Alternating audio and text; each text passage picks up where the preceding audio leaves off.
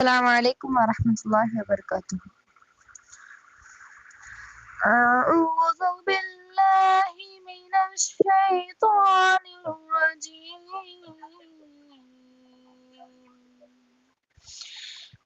بسم الله الرحمن الرحيم. آمن الرسول بما أنزل إليه من ربه والمؤمنون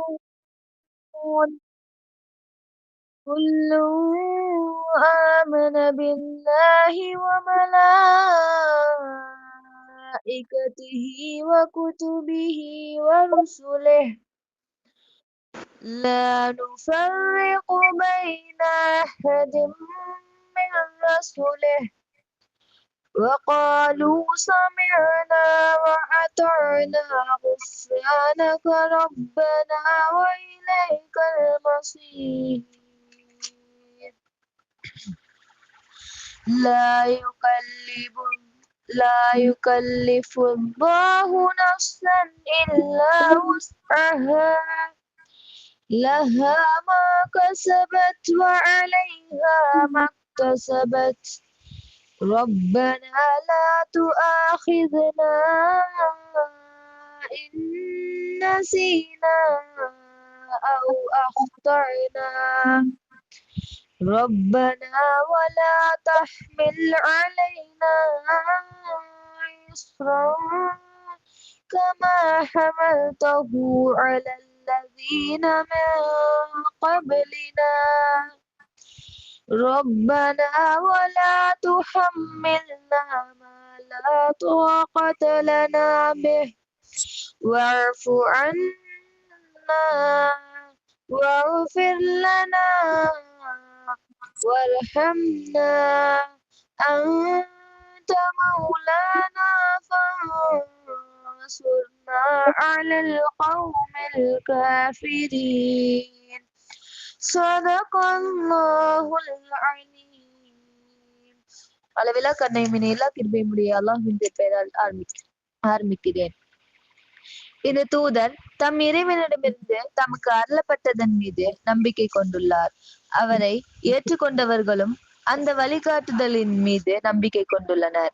இவர்கள் அனைவரும் அல்லாஹ்வையும் அவனுடைய வானவர்களையும் அவனுடைய வேதங்களையும் மற்றும் அவனுடைய தூதர்களையும் நம்புகின்றனர். மேலும் அல்லாஹ்வுடைய தூதர்கள் எவருக்கிடையிலும் நாங்கள் வேற்றுமை பாராட்டுவதில்லை என்றும் எங்கள் இறைவனே நாங்கள் செவியேற்றோம் அடிபணிந்தோம் எங்கள் இறைவனே நாங்கள் உன்னுடைய மன்னிப்பை கோருகிறோம் உன்னிடமே நாங்கள் திரும்பி வர வேண்டியிருக்கிறது என்றும் கூறுகின்றனர். அல்லாஹ் எந்த மனிதரையும் அவரது சக்திக்கு அதிகமாக பொறுப்புகளை சுமத்தி சிரமப்படுத்துவதில்லை. அவர் சம்பாதித்த நன்மையின் பலனும் அவருக்கே, அவர் சம்பாதித்த தீமையின் விளைவும் அவருக்கே. நம்பிக்கை கொண்டவர்களே, நீங்கள் இவ்வாறு இறைஞ்சுங்கள். எங்கள் இறைவனே, நாங்கள் மறந்து போயிருப்பினும் பிழை செய்திருப்பினும் நீ எங்களை குற்றம் பிடிக்காதே. எங்கள் இறைவனே, மேலும் எங்களுக்கு முன் சென்றோர் மீது நீ பாரத்தை சுமத்தியது போல் எங்கள் மீதும் பாரத்தை சுமத்தி விடாதே. எங்கள் இறைவனே, மேலும் நாங்கள் தாங்க இயலாத பாரத்தை எங்கள் மீது சுமத்தி விடாதே. எங்களை பொறுத்தல்வாயாக, எங்களுக்கு மன்னிப்பு வழங்குவாயாக, எங்கள் மீது கருணை பொழிவாயாக. நீயே எங்கள் பாதுகாவலனாய் சத்தியத்தை நிராகரிக்கும் மக்களுக்கு எதிராக வெற்றி கொள்ள எங்களுக்கு உதவி செய்வாயாக. அல்லாஹ் உண்மையை கூறினான். அஸ்ஸலாமு அலைக்கும்.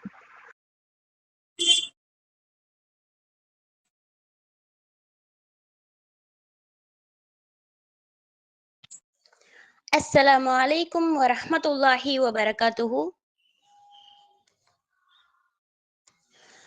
أعوذ بالله من الشيطان الرجيم. بسم الله الرحمن الرحيم.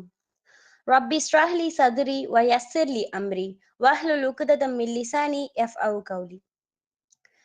நான் உங்களிடம் பேச வந்துள்ள தலைப்பு குழந்தைகளை வளர்ப்பது. மனிதனுக்கும் மிருகத்திற்கும் இடையே நிறைய வித்தியாசங்கள்லாம் இருக்கு. அதுல மிக மிக முக்கியமான வித்தியாசம் குழந்தைகளை வளர்த்தெடுப்பது, அதாவது வாரிசுகளை வளர்த்தெடுப்பது. பறவைகளாகட்டும் அல்லது ஒரு கடல்வாழ் உயிரினங்களாக இருக்கட்டும், அதனுடைய குட்டிகள் தானாகவே தான் வளர்கின்றன. ஒரு மனித குழந்தை அப்படின்றது தானா வளர முடியாது. அது சுற்றியுள்ள சுற்று வட்டாரங்களை போன்றது. மீன் குஞ்சுகளுக்கு நீந்த தாய் கற்றுக் கொடுப்பதில்லை. குஞ்சுகள் தானாகவே நீந்துகின்றது. குஞ்சு பறவைகள் பறக்க தாய் கற்றுக் கொடுப்பதில்லை. அவை தானாகவே பறக்க கற்றுகின்றன. மிருகங்களின் குட்டிகள் நடப்பதற்கும் உண்ணுவதற்கும் தாய் கற்றுக் கொடுப்பதில்லை. அவை தானாகவே நடக்கவும் ஓடவும் உண்ணவும் பருகவும் கற்றுகின்றது. இப்படி பகுத்தறிவு இல்லாத இவைகளே தன்னுடைய தேவைகளை செய்யும் போது, பகுத்தறிவுள்ள இந்த மனித குழந்தைகள் வந்துட்டு தன்னுடைய தேவைகளை தாமே செய்திட முடியாது. அதை பெற்றோர்களை சார்ந்தது. அந்த குழந்தை வளர்ப்பு அப்படின்றது ஒரு அழகிய வளர்ப்பு இல்லையா? அது பெற்றோர்களின் வளர்ப்பிலும் அதை சுற்றியுள்ள சுற்றுச்சூழலும் தான் தீர்மானிக்கிறது. இப்போ ஒரு ஆண் வந்துட்டு திருமணம் செய்யறான் அப்படின்னா, அந்த ஆண் வந்து ஒரு மார்க்கப்பற்றுள்ள பெண்ணை திருமணம் செய்யறப்போ அந்த அவங்களுடைய குழந்தை வந்து எப்படிப்பட்டு இருக்கும், எப்படி இருக்கும் அப்படின்னா, ஒரு அழகிய முறையில வந்து வளர்க்கப்படும். ஏன், எதனால அப்படி வந்து வளருது அப்படின்னா, அந்த மார்க்கப்பற்றுள்ள பெண்ணை வந்து அந்த ஆண் திருமணம் செய்யும் போது, அந்த பெண் வந்து தன்னுடைய கருவுல அந்த குழந்தை இருக்கும் போதே அவ என்ன பண்றா அப்படின்னா, குரான் ஓதுறா, துவா செய்றா, அதிகமான துவாக்களை வந்து படிக்கிறா, பயான் கேட்கிறா. இந்த மாதிரி அவருடைய வாழ்க்கையை வந்து கொண்டு போகும்போது, அந்த வயிற்றில் இருக்கிற அந்த குழந்தை வந்து என்ன அப்படின்னா, அது எல்லாமே கேக்குது. கேட்டு அது வந்து நல்ல ஒரு அந்த வயித்துல இருக்கும் போதே அது வந்து வளர ஆரம்பிக்குது. இப்ப அந்த நல்ல முறையில வந்து வளர்றப்போ, இப்ப நான் என்ன சொல்ல வரேன்னா, ஒரு ஆண் அப்படின்றவன் ஸ்டார்ட்டிங்லயே ஒரு பெண்ணை வந்து நல்லபடியா வந்து ஒரு மார்க்கப்பட்டுள்ள பெண்ணை வந்து திருமணம் செஞ்சுக்கிட்டான் அப்படின்னா, அவனுடைய லைஃப்பும் சரி, அவனுடைய குழந்தையும் சரி, ஒரு கரெக்டான ஒரு வழியில வந்து போகும்.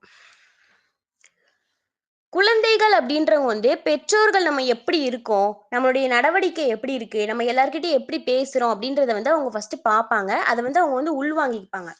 ஃபர்ஸ்ட் நம்ம வந்து ஒண்ணு புரிஞ்சுக்கணும். நம்ம குழந்தைகள் அப்படின்றவங்க வந்து குழந்தைகள் வந்து அல்லாஹ் வந்து நமக்கு கொடுத்த ஒரு அருட்கொடை. அதை வந்து நம்ம ஃபர்ஸ்ட் புரிஞ்சுக்கணும். நமக்கு வந்து ஒரு குழந்தை பிறக்குதா, அப்போ நம்ம வந்து அதை நினைச்சு நம்ம மகிழ்ச்சி படணும். ஒரு ஆண் குழந்தையா இருந்தாலும் சரி, பெண் குழந்தையா இருந்தாலும் சரி, அதை நினைச்சு நம்ம சந்தோஷம் தான் படணும். நம்ம உற்றார் உறவினர்கள் கிட்ட எல்லாம் அதை சொல்லி சந்தோஷப்படணும். அடுத்து, குழந்தையே இல்லையா, அதை வந்து அல்லாஹ் கிட்ட துவா செய்யுங்க. இப்போ திருக்குறான்ல வந்து 3வது அத்தியாயத்துல 38வது வசனத்துல வந்துட்டு ஒரு ஒரு இது வருது. ஒரு வசனம் வந்து என்ன வருது அப்படின்னா, ஜகரியா அலைஹிஸ்ஸலாம் அவங்க வந்து அல்லாஹ் கிட்ட வந்து குழந்தைக்காக துவா செஞ்சாங்க. அது என்ன அப்படின்னா, என் இறைவனே, எனக்கு தூய ஒரு வழித்தோன்றலை உனது ஆற்றலால் வழங்குவாயாக. நிச்சயமாக நீயே பிரார்த்தனையை செவியேற்பவன். இந்த மாதிரி துவா செஞ்சாங்க. அப்போ இந்த மாதிரி நம்மளும் துவா செய்யலாம். செல்வங்கள்லயே சிறந்த செல்வம் எது? குழந்தை செல்வம். குழந்தைகள் அப்படின்றவங்க வந்துட்டு ரொம்ப அற்புதமானவங்க. ஒரு செல்வம். நம்ம வீட்டுக்கு வந்து இப்போ பெண் குழந்தை பிறந்துருச்சு அப்படின்னா, மலக்குமார்கள்லாம் நம்ம வீட்டுக்கு வருகை தருவாங்க இல்லையா? இப்போ ஒரு குழந்தை வளர்க்கப்படுது அப்படின்னா, அதுக்காக செலவு செய்யறதுல வந்து நம்ம கஞ்சத்தனம் வந்து காட்டக்கூடாது. பொருளாதார வசதி இல்ல, உடல்நலக் குறைவு, அல்லது வேற எதுவும் காரணத்தினால வேண்டாம் அப்படின்னு நினைக்கிறது. இப்போ குழந்தை பிறக்கிறதுல வந்து சிரமம் வந்து இருக்கு. அது வந்து குழந்தை வந்து ஒரு தொல்லை தரக்கூடியது அப்படின்னு சொல்லிட்டு நம்ம என்ன பண்றோம், அந்த குழந்தையை வந்து கொலை செய்யறதுக்கு வந்து முயற்சி செய்றோம். இப்ப குழந்தை பிறக்கிறதுக்கு முன்னாடி, அதாவது கருவிலையோ அல்லது குழந்தை பிறந்த பிறகு அதை கொலை செய்வதோ, அது மோசமான ஒரு கல்நெஞ்சத்தனமாகும். மிக பயங்கரமான ஒரு கொடுஞ்செயலாகும். யார் தம் குழந்தைகளை வந்து அறியாமையினாலும் மூடத்தனத்தினாலும் யார் வந்து அறியாமைனாலும் மூடத்தனத்தினாலும் கொன்று விட்டாங்களோ, அது அல்லாஹ் மீது, அதாவது அவங்க வந்து என்ன பண்றாங்கன்னா, கொன்று விட்டு அதை அல்லாஹ்வின் மீது பழி சுமத்துறாங்க இல்லையா? அவங்களுக்கு வந்து அவங்க வந்து ஒரு பேரிழப்புக்கு ஆளாகி விட்டார்கள். அவங்க ஒருபோதும் என்ன ஆக மாட்டாங்கன்னா, நேர்வழி பெறவே மாட்டாங்க. திருக்குறான்ல 17வது அத்தியாயத்துல 31வது வசனத்துல வந்து அல்லாஹ் சொல்றான், குழந்தைகளை கொலை செய்யாதீர்கள் என்று கட்டளையிட்டிருக்கின்றான். வறுமைக்கு அஞ்சி உங்கள் பிள்ளைகளை கொலை செய்யாதீர்கள். ஏன் அல்லாஹ் என்ன சொல்றானா, வறுமைக்கு அஞ்சி உங்கள் பிள்ளைகளை நீங்கள் கொலை செய்யாதீர்கள். ஏனென்றால் அந்த குழந்தைகளுக்கு உணவளிப்பது யாரு? அல்லாஹ் தான். அவர்களுக்கு அந்த பெற்றோர்களுக்கு உணவளிப்பதும் யாரு? அல்லாஹ் தான். அப்போ குழந்தைகளை கொலை செய்யாதீர்கள்னு சொல்லி அல்லாஹ் சொல்றான். அடுத்து ஒரு நபி தோழர்களுக்கும் ரசூல்லாக்கும் ஒரு உரையாடல் நடக்குது. என்ன அப்படின்னா, ஒரு முறை ஒரு நபித்தோழர் ரசூல்லா கிட்ட கேக்குறாங்க, யா ரசூல்லா, மிகப்பெரிய பாவம்னா அது எது அப்படின்னு கேக்குறாங்க. அப்ப ரசூல்லா சொல்றாங்க, இறைவனுக்கு இணை வைத்தல். என்ன சொல்றாங்க? இறைவனுக்கு இணை வைத்தல் அப்படின்னு. அப்ப மறுபடியும் நபித்தோழர் கேக்குறாங்க, அதுக்கடுத்து என்ன ரசூலுல்லா பாவம் அப்படின்னு கேட்கும்போது, பெற்றோருக்கு கீழ்ப்படியாமல் இருப்பது அப்படின்னு. அப்போ அதுக்கடுத்து என்ன அப்படின்னு மறுபடியும் கேட்கும்போது ரசூல்லா சொல்றாங்க, குழந்தைகளை கொலை செய்வது, குழந்தைகளை கொலை செய்வது அப்படின்னு. இப்ப இதுல இருந்து என்ன தெரியுது அப்படின்னா, குழந்தைகளை கொலை செய்யக்கூடாது. அடுத்து குழந்தை பிறக்குது இல்லையா, ஒரு தாய் கஷ்டப்பட்டு அந்த குழந்தையை பெத்தெடுத்த பிறகு அந்த தாயின் அருகே சென்று ஒரு துவாவை ஓத சொல்றாங்க. அது என்ன துவா? நம்ம எல்லாருக்குமே தெரிஞ்சதுதான். அல்லாஹு லா இலாஹ இல்லா ஹுவல் ஹய்யுல் கய்யூமு லா தஹ்புதுஹு ஷினத்து வலா நஹ்வுன் மா ஃபிஸ் ஸமாவாத்தி வமா ஃபில் அர்த் மன் தல்லதி யஸ்ஃபஹு இன்தஹு இல்லா பிஇذனிஹி யஅலமு மா பைன ஐதீஹிம் வமா ஹல்ஃபஹும் வலா யுஹீதூன பிஷைஇன் மின் இல்மி இல்லா பிமா ஷாஅ வஸிய குர்சியுல் ஸமாவாத்தி வல் அர்த வலா யுஹீதுஹு ஹிஃப்லுஹுமா வஹுவல் அலியுல் அலீம். ஆயத்துல் குர்ஷி பக்ரால 255வது வசனத்துல இருக்கு. இது தாயின் அறிக்கை ஓதணும். குழந்தை பிறந்த பிறகு அதோடைய காதுல 2 விஷயத்த கூற சொல்றாங்க. என்ன அப்படின்னா, வலது காதுல பாங்கையும் இடது காதுல இக்காமத்தையும் ஓத சொல்றாங்க. ஹுசைன் ரலியல்லாஹு அன்ஹு அவங்க பிறக்கும் போது அண்ணல் நபி ஸல்லல்லாஹு அலைஹி வஸல்லம் அவங்க என்ன பண்றாங்க அப்படின்னா, இதே போன்று வலது காதுல பாங்கையும் இடது காதுல இக்காமத்தையும் சொல்றாங்க. இந்த மாதிரி சொன்னா என்ன பலன் இருக்கு? இந்த மாதிரி சொல்லிதான் ஆகணுமான்னு கேட்டா சொல்லிதான் ஆகணும். இதுல என்ன பலன்னா, நபி ஸல்லல்லாஹு அலைஹி வஸல்லம் அவங்க கூறுறாங்க, இந்த மாதிரி செய்யும் போது, அதாவது இந்த மாதிரி பாங்கும் இக்காமத்தும் கூறுறனால அந்த குழந்தைக்கு இந்த வலிப்பு நோய் அப்படின்ற ஒரு நோய் இருக்குல்ல, அது வராத அளவுக்கு பாத்துக்குமா. மனிதன் பிறந்த உடனே ஏன் குழந்தை அழுகுது? இந்த ஷைத்தான் தீண்டுறனாலதான் இல்லையா? அந்த ஷைத்தான் ஆரம்பத்திலேயே அந்த குழந்தைக்கு சோதனையில மூழ்கடிக்கிறான் அந்த குழந்தைய. அதனாலேயே பாங்கும் இக்காமத்தும் சொல்ல சொல்றாங்க. இந்த 2 காரணங்கள். பாங்கும் இக்காமத்தும் சொன்னதுக்கு பிறகு தன்னுடைய உற்றார்கள் யாராவது, இப்ப தந்தையாகவே இருக்கட்டும், இல்ல தாயாகவே இருக்கட்டும், யாராவது ஒருத்தர் ஒரு பேரிச்சம்பழத்தை தன்னுடைய வாயில போட்டு நல்லா மென்னு அதுல இருக்கிற சாறை எடுத்து அந்த குழந்தையுடைய வாயில தேய்ச்சி விடணும். அந்த வாயிலையும் அந்த குழந்தையுடைய தலையிலையும் இப்படி தடவி விடணும். அன்னைய அஸ்மா ரலியல்லாஹு அவங்க அறிவிக்கிறாங்க. இது சம்பந்தமா ஒண்ணு அறிவிக்கிறாங்க. என்ன அப்படின்னா, அப்துல்லா ஜுபைர் ரலியல்லாஹு அவங்க பிறக்கும் போது அந்த ஜுபைர் அலி அவங்க ஜுபைர் ரலியல்லாஹு அவங்கள ரசூல்லாவுடைய மடியில குடுக்குறாங்க. ரசூல்லா அவங்கள மடியில வச்சிருக்காங்க குழந்தையா இருக்கும்போது. அப்ப அஸ்மா ரலியல்லாஹு அவங்க என்ன பண்றாங்க அப்படின்னா, பக்கத்துல நிக்கிறாங்க. ரசூல்லா ஒரு பேரிச்சம்பழத்தை எடுத்து அஸ்மா அவங்க கிட்ட குடுக்குறாங்க. அவங்க என்ன பண்றாங்கன்னா, வாயில போட்டு அதே மாதிரி நல்லா மென்னு அதோடைய சாறை எடுத்து குழந்தையுடைய வாயில தேய்க்கிறாங்க. அதே மாதிரி தலையிலயுமே தேய்ச்சி விடுறாங்க. தேய்ச்சி விட்ட பிறகு ரசூல்லா என்ன பண்றாங்களாம், அந்த குழந்தைக்காக துவா செய்றாங்களாம். அந்த குழந்தைக்கு நிறைய நன்மைகள் கிடைக்கணும், பாக்கியங்கள் கிடைக்கணும் அப்படின்னு சொல்லி. குழந்தை அடுத்த டாபிக் என்ன அப்படின்னா, குழந்தைகளுக்கு பெயர் வைப்பது. பெயர் அப்படின்றது ஏதோ அறியாத பெயர் வைக்காம, இறை தூதர்கள் எவராவது ஒரு இறை தூதர்களின் எவராவது ஒரு பெயரை வைக்கலாம். இல்லைன்னா இறைவனுடைய திருநாமங்கள்லாம் இருக்கு இல்லையா, அதோடைய ஏதோ ஒரு பெயரை கூட வைக்கலாம். நம்ம என்ன பெயர் வைக்கிறோமோ அதுக்கு முன்னாடி அப்து அப்படின்னு சொல்லிட்டு ஒன்னு ஆட் பண்ணலாம். அப்புறம் ரசூல்லா ஒண்ணு சொல்றாங்க. என்ன அப்படின்னா, இறைவனுக்கு ரொம்ப பிடிச்ச பெயர் 2 இருக்கு. அது என்ன அப்படின்னா, ஒண்ணு அப்துல்லா, இன்னொன்னு அப்துர் ரஹீம் அப்படின்னு சொல்லிட்டு 2 பெயர் இறைவனுக்கு ரொம்ப விருப்பமான ஒரு பெயர் அப்படின்னு சொல்றாங்க. யாராவது அறியாமையின் காரணத்தால ஒரு தவறான பெயர் வச்சுட்டாங்க அப்படின்னா அதை வந்து கண்டிப்பா மாற்றிதான் ஆகணும். ஏன்னா அதோடைய மீனிங் வந்து வேற மாதிரி இருக்கும் இல்லையா? இப்ப நம்ம வந்து அந்த பேரை சொல்லி கூப்பிடும் போது அது தவறான அர்த்தமா தான் இருக்கும்.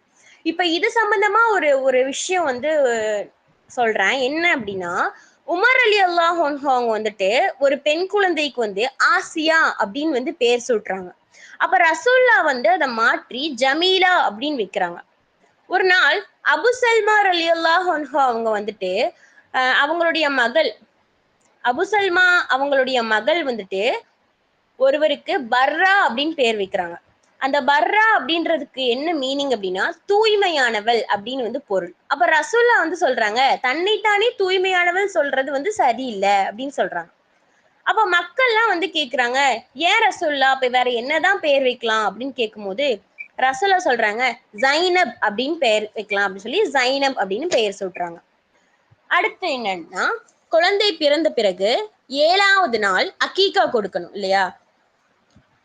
அது ஆண் குழந்தையா இருந்தா 2 ஆடுகளும், பெண் குழந்தையா இருந்தா ஒரு ஆடும் பலியிடணும்.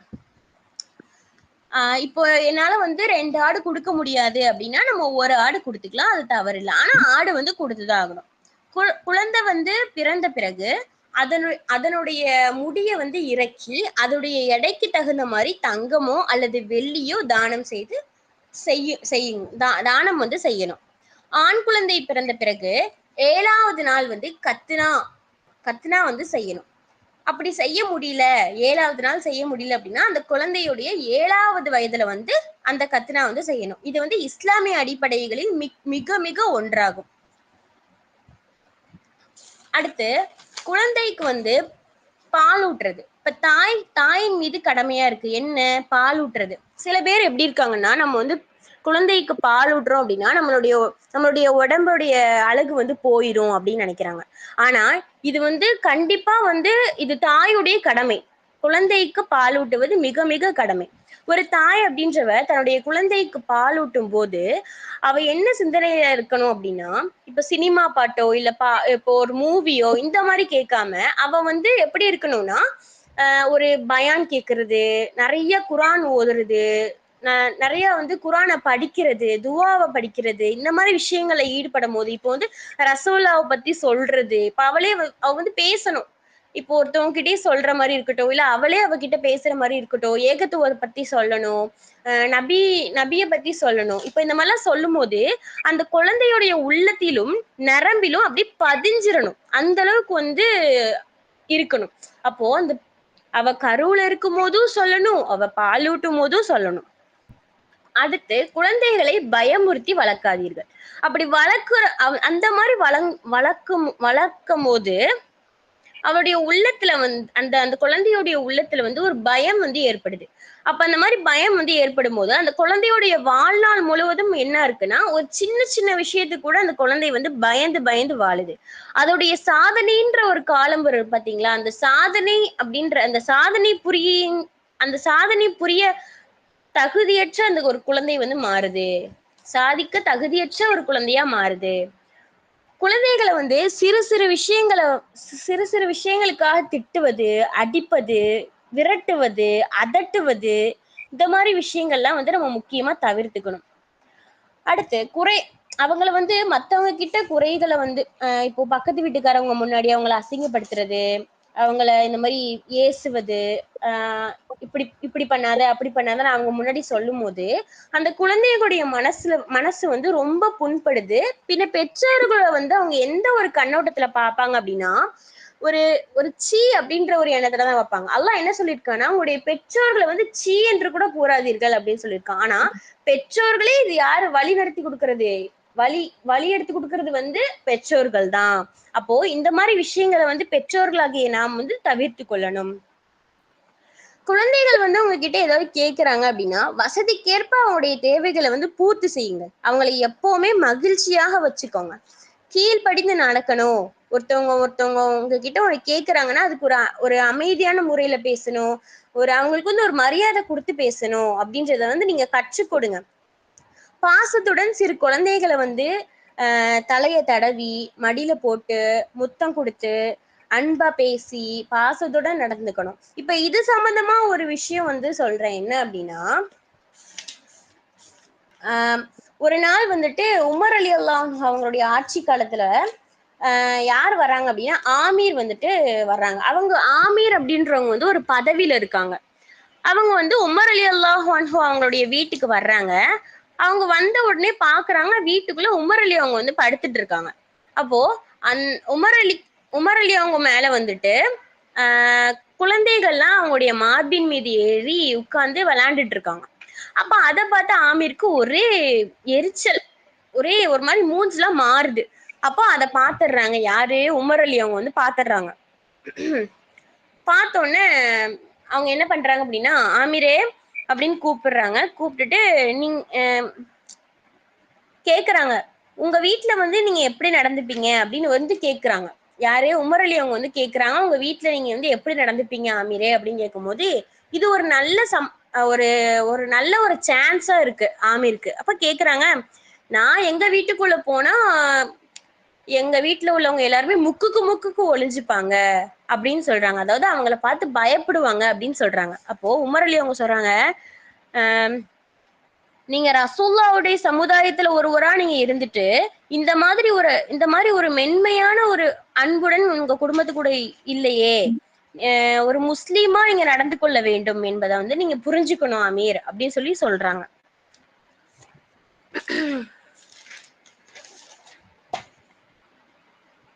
குழந்தைகளை வந்து அடுத்து குழந்தைகள் மீது எப்படி சொல்றது, குழந்தைகளை வந்து தூய்மையா யார் வந்து குழந்தைகளுக்கு வந்து ஒரு நல்ல கல்வி ஒரு பயிற்சியை கொடுக்குறாங்களோ அது வந்து ரொம்ப ரொம்ப ஒரு முக்கியமான ஒரு பார்ட். கல்வி அப்படின்றது ஒரு முக்கியமான ஒரு பார்ட். குழந்தைகளை தூய்மையான ஒரு கல்வி பயிற்சியை கொடுக்க வேண்டும். அன்னலார் வந்து கூறுறாங்க, யார் அதாவது ஒரு தந்தை வந்து பிள்ளைக்கு கொடுக்கப்படும் ஒரு சிறந்த அன்பளிப்புனா என்னன்னு தெரியுமா? நீங்க அவங்களுக்கு கொடுக்கக்கூடிய கல்வியும் பயிற்சியுமே ஆகும். என்ன சொல்றாங்க, ஒரு தந்தை தன்னுடைய பிள்ளைக்கு கொடுக்கக்கூடிய அன்பளிப்பு அதாவது பரிசு என்ன அப்படின்னா கல்வியும் அவங்களுக்கு கொடுக்கக்கூடிய பயிற்சியுமே ஆகும். அப்போ கல்வி அப்படின்றது எவ்வளோ முக்கியமானது அப்படின்றது நம்ம புரிஞ்சுக்கணும். குழந்தைகளுக்கு அதாவது குழந்தைக்கு 7 வயது அடைஞ்சிட்டாங்க, குழந்தைகள் 7 வயது அடைஞ்சிட்டாங்க அப்படின்னாலே தொழுகைக்கு கட்டளையிடணும். ஃபர்ஸ்ட் பாயிண்ட் இதுதான். அடுத்து குழந்தைகளுக்கு 10 வயது அடைஞ்சிருச்சு அப்படின்னா தொழுகையில ஏதாவது குறைபாடுகள் இருக்குன்னா அவங்களுக்கு வந்து தண்டனை கொடுங்க. இப்படிதான் இருக்கணும், இப்படிதான் தொழுகணும்ன்றத நீ அவங்களுக்கு சொல்லி கொடுக்கணும். குழந்தைகள் 10 வயது அடைந்த பிறகு தனித்தனி படுக்கைகளை வந்து அவங்களுக்கு அமைச்சு கொடுக்கணும். படுக்கைகளை வந்து அமைச்சு கொடுக்கணும். அவங்களுக்கு வந்துட்டு நிறைய குழந்தைகள் இருக்கு, உங்களுக்கு நிறைய குழந்தைகள் இருக்கு, ஒரு 10 குழந்தைகள் இருக்குன்னா அந்த 10 குழந்தைகளுக்கும் 10 ரூம்புகளை வந்து அமைச்சு கொடுங்க. அடுத்து குழந்தைகளை வந்து தூய்மையா வச்சுக்கோங்க.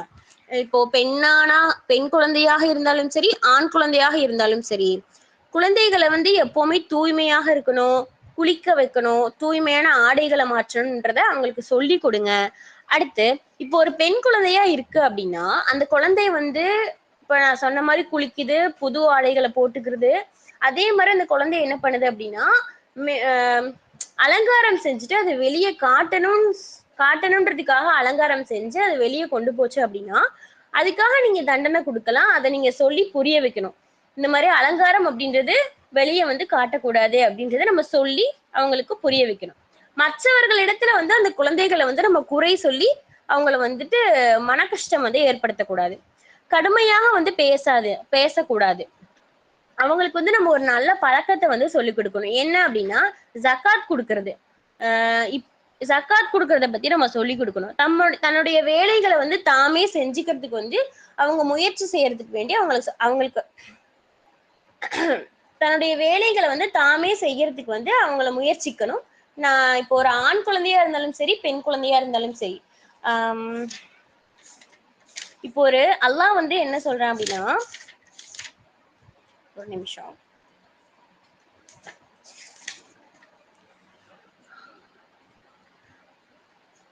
ஒரு ஆண் குழந்தையோ இல்ல அல்லது ஒரு பெண் குழந்தையோ நமக்கு அல்லாஹ் 2 செல்வங்களை கொடுத்தாலும், இப்போ சில பேர் சொல்லுவாங்க, பெண் குழந்தையினால என்ன இருக்கு, ஆண் குழந்தையினால என்ன இருக்கு அப்படின்னு சொல்றாங்க. இப்போ பெண் குழந்தை பிறந்துச்சுன்னா மலக்குமார்களை அல்லாஹ் படப்படையா அனுப்புறான். அதாவது ஒரு கூட்டமா வர்றாங்க. யாரு? பெண் பிள்ளை பிறந்த வீட்டிற்கு மலக்குமார்கள் வர்றாங்க, அணி அணியாக வர்றாங்க, அந்த குழந்தைக்காக துவா செய்றாங்க. அப்போ ஆண் குழந்தைக்கு இந்த மாதிரி கிடைக்குமானா அது அல்லாஹ்வினால் மட்டும்தான் சொல்ல முடியும். எனவே பெண் குழந்தைகளை கொலை செய்வது, பெண் குழந்தைகளை சீ என்று நினைப்பது, பெண் குழந்தைகளை ஒரு கேவலமாக நினைத்தவர்களை கொலை செய்வது, இதெல்லாம் தவிர்த்து கொள்ள வேண்டும். நாமும் நம் குழந்தைகளை நல்ல முறையில் வளர்த்தெடுப்போம் என்றவளாக என் உரையை முடித்துக் கொள்கிறேன். வாஹித் தௌஹானா அல்ஹம்துலில்லாஹி ரப்பில் ஆலமீன். அஸ்ஸலாமு அலைக்கும் வரஹ்மத்துல்லாஹி வபரகாத்துஹு.